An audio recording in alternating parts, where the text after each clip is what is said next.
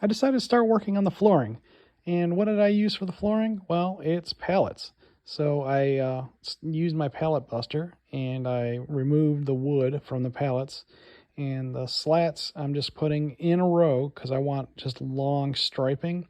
I know it's going to look a little bit funny, like most people like to tile things, but I am really trying to make this look like, you know, a really aged kind of cabin look, or like an old general store or something with hardwood floors. And it's nice because the cool thing about pallets is a lot of times it's made out of real hardwood and it's thick hardwood. So it's a pretty good, durable surface. And maybe later on I'll take and sand it, get it a little bit smooth and stain it or something to protect it. But I kind of like the way this is coming out. It's looking really nice. I'm removing all the nails, and it's going to have a lot of character just from the usage from all of the the abuse the pallets have received.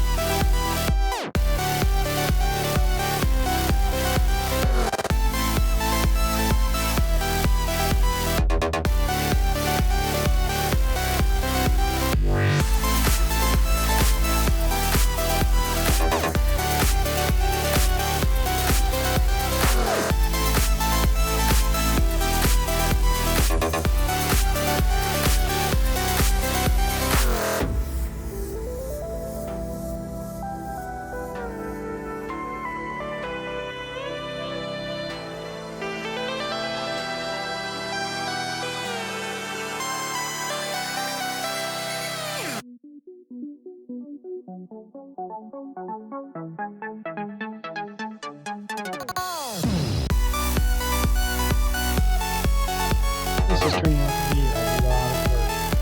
Having to rehab the nails and careful not to break the pallets when I'm breaking them up, and then re-nailing them in place. And then on top of that, they're not perfectly, butting up, which is, okay. I like the character, the rough look. And I really like how all the pallets are, the slats are all different colors. And I don't mind them being in line with the vertical lines. It doesn't bother me that much. I think I'll eventually fill some of these gaps with like sawdust and wood glue. It kind of smooths it out, and I might sand the floors too to get it a little bit smoother, and maybe urethane it or something. I don't know. So I started on the back wall, just because these are the pallets where I've removed the middle slats. The reason that I didn't remove the top and bottom slats is because they're wider for one, so they don't work for the floor, and for two, there's 4 nails in them, and my pallet buster doesn't have the strength to leverage out the 4 nails at a time, and these woods are very hard. I don't know if they're oak or what they use to build these pallets, but they were very difficult to separate.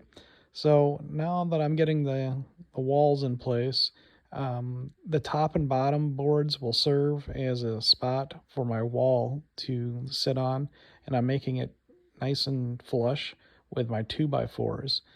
So all of my walls will, go in really easy. I'm not sure what I'm going to use yet, whether I'm going to use beadboard or drywall or what. And I'm on the fence too about insulating. I'm still really, deciding whether I want to insulate this yet or not. I definitely wanted it, a nice vapor barrier, so I have that vapor barrier on there. If you're wondering why I left the middle section open, that's because I'm planning on putting an exterior door as soon as I find a free one somewhere on Facebook Marketplace. All right, that's about it for this video.